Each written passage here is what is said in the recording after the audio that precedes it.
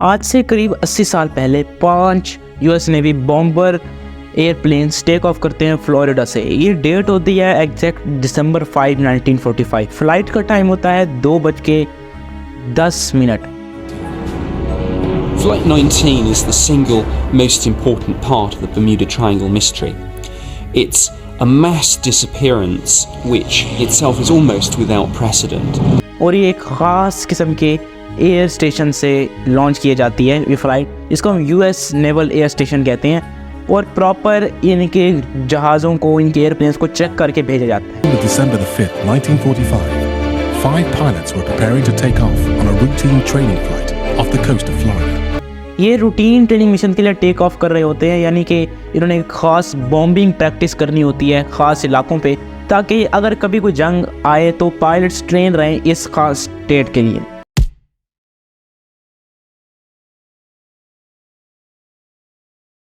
इस फ्लाइट में टोटल 14 लोग होते हैं, क्रू और पायलट्स को मिलाकर।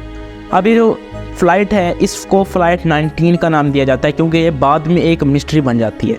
ये ऐसे गुम होती है कि हमें इसका ट्रेस भी नहीं मिलता कि आखिरकार ये गई कहाँ।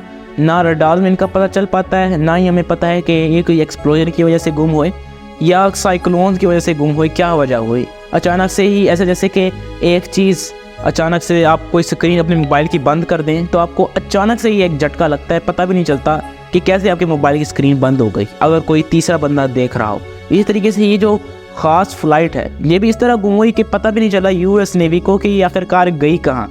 इनके एक ख़ास इंस्ट्रक्टर थे इस फ्लाइट के, जिनका नाम लेफ्टिनेंट चार्ल्स टेलर था। अब Captain George Stivers, Captain Joseph Powers Jr. and Lieutenant Charles Taylor, the flight leader. मैं इनको चार्ल्स कहूँगा, जो कि सुनने में ज़रा आसान लगता है और आपको आसानी से समझ आ जाएगी।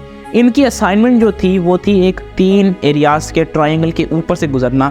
वो जो 3 एरियाज़ थे वो थे बरमूदा, मियामी और पोर्टो रिको। ये 3 एरियाज़ बना के एक ख़ास एरिया बनाते थे जिसको हम बरमूदा ट्रायंगल कहते थे।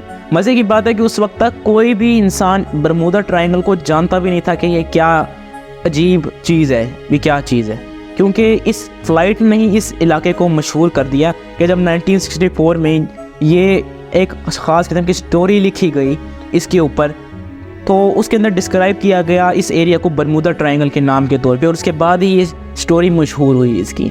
तो खैर हम अपनी कहानी पे चलते हैं कि एक 5 बॉम्बर्स की फ़्लाइट अचानक से गुम हो गई क्यों। टेलर जो हैं वो अपनी इस फ्लाइट को लेके 2 एरियाज़ के ऊपर जाते हैं। पहला एरिया होता है हैन। अब याद रखिए ये हैन मुर्गी वाला नहीं है, ये हैन एक एरिया का नाम है, हैन। और दूसरा एक इलाका होता है चिकन शोल्स।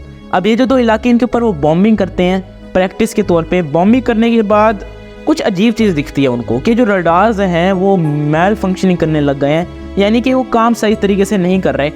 अब क्योंकि उस ज़माने में कोई इतनी कम्पैक्ट मशीनरी नहीं होती थी कि आप हमेशा ये उम्मीद रखेंगे हमेशा फंक्शनिंग 100% होगी, कभी कोई ख़राबी हो सकती थी। इसी वजह से उनको कंपस भी दिया जाता था कि अगर इस तरह की कोई चीज़ आए, मुसीबत आए, तो वो कंपस को यूज़ करके अपना वे नेविगेट कर लें। जब रडार मैल फंक्शनिंग हुई तो ज़ाहिर बात है टेलर को अपना कंपस यूज़ करना था, तो अपने कंपस को कुछ देर तक यूज़ करते हैं और वो कंपस उनको बहुत बुरी तरीके से तंग करता है। वो कंपस उनके डायरेक्शन को बहुत दूर ले जाता है, बहुत चेंज कर देता है उनके ओरिजिनल डायरेक्शन से, और उनकी स्पीड भी इसी कंपस की वजह से ख़राब हो जाती है। अब टेलर इस कंपस की वजह से होपलेसली गुम हो जाते हैं इस इलाके में, और उनका पता भी नहीं चलता कि आखिरकार उनके साथ क्या हुआ। यानी कि जो इनके प्लेन्स हैं वो एक दूसरे के साथ टकराते रहते हैं और उड़ते रहते हैं, इनको पता भी नहीं चलता कि आखिरकार इन्होंने जाना है तो भाई जाना कहाँ है। अब 1945 में कोई और मशीनरी नहीं होती थी जैसे कि सैटेलाइट कम्युनिकेशन के, सैटेलाइट से आपको वे नेविगेट करके बता दिया जाए। तो जब कंपास ख़त्म हो जाते थे तो बस समझें कि अब आप अपनी आंखों की ताकत से ही घर पहुंच सकते हैं। अब इस फ्लाइट के गुम होने का मिडल ओशन में कोई भी लैंडमार्क नहीं है, यानी कि अगर कोई चीज़ टूटती है, जैसे कि टाइटैनिक एक दफ़ा डूब गई थी, तो हमें पता है कि आखिरकार वो कहाँ पर मौजूद है, ओशन में किस जगह पर है। हमें पता है कि वो क्यों डूबी थी, वजह हमें पता है। इसका हमें ये भी नहीं पता कि इसका जो रैकेज साइट है वो कहाँ है, इसका जो समझे गंद है, ये जो टूट के इसके जो टुकड़े हैं वो आखिरकार कहाँ पड़े हुए हैं, हमें कोई लैंडमार्क नहीं मिला इसका। अब यहाँ तक कि इतना टाइम हो चुका होता है कि जो वो डे था डे में समुंदर बड़ा आराम कर रहा होता है, कोई भी मसला नहीं होता। वो आहिस्ता आहिस्ता सनलाइट कम होती जाती है और जो वेव्स हैं वो और ख़तरनाक होती जाती हैं। वेव्स को तो आप छोड़ दें, टेलर एक फार्मूला बना रहे होते हैं, एक प्लान को फार्मूलेट कर रहे होते हैं अपनी इस फ्लाइट को बचाने का, लेकिन आखिरकार कोई फार्मूला काम नहीं आता और एक बॉम्बर का जो फ्यूल है वो 10 गैलन से भी नीचे चला जाता है। अब 10 गैलन्स आपको कितने लगते हैं वो मैं आपको एक एग्जांपल देता हूँ। जैसे कि आपकी गाड़ी की टोटल कैपेसिटी 50 लीटर्स हैं और आप एक ख़ास मिशन पे जा रहे हैं और आपका सिर्फ 1 लीटर पेट्रोल बच गया है, तो आप सोच ही सकते हैं कि आपकी टेंशन क्या होगी और कितनी ख़तरनाक बात है। यही काम इनके साथ होता है कि इनका इतना कम फ्यूल हो जाता है, आखिरकार सारे फ्लाइट का फ्यूल ख़त्म हो जाता है और वो समुंदर में डूब जाते हैं। और ये बम्बर इतना भारी होता है, तकरीबन 4000 किलोग्राम का होता है खाली, अगर कोई इंसान ना बैठे तो, कि अगर ये एक दफ़ा पानी में टच हो गया, इसका फ्यूल ख़त्म हो गया, तो ये इतनी तेज़ी से नीचे जाएगा कि आप इसको निकाल भी नहीं सकेंगे। तो ये सुन के और टेंशन में आ जाते हैं। लोग समझते हैं कि ये जो प्लेन्स हैं इतने मजबूत हैं कि अगर इसके ऊपर 10-15 न्यूक्लियर बॉम्ब फाड़ दिए जाएँ तो फिर भी आराम से उठ के वापस आ जाएंगे, यानी पूरे जिन है। लेकिन फिर भी इन महंगे और मजबूत एक कवच का कोई फ़ायदा नहीं हुआ इनको और ये डूब गए। डूबने को तो छोड़ो, हमें वजह तो पता चल गई कि आखिरकार ये डूबे क्यों थे, कंपसेस और रडार्स की माल फंक्शनिंग की वजह से। लेकिन ये डूबे कहाँ भाई, इसका कोई लैंडमार्क तो मिले हमें। लोग समझते हैं कि जो एलियन हैं या घोस्ट हैं वो इनके इस चीज़ को, इस मलबे को उठा गए हैं और हमें पता नहीं चला, क्योंकि लोगों को जिन और भूत और एलियन वाली कहानी सुनने में बड़ा मज़ा आता है। मुझे भी बड़ा मज़ा आता था।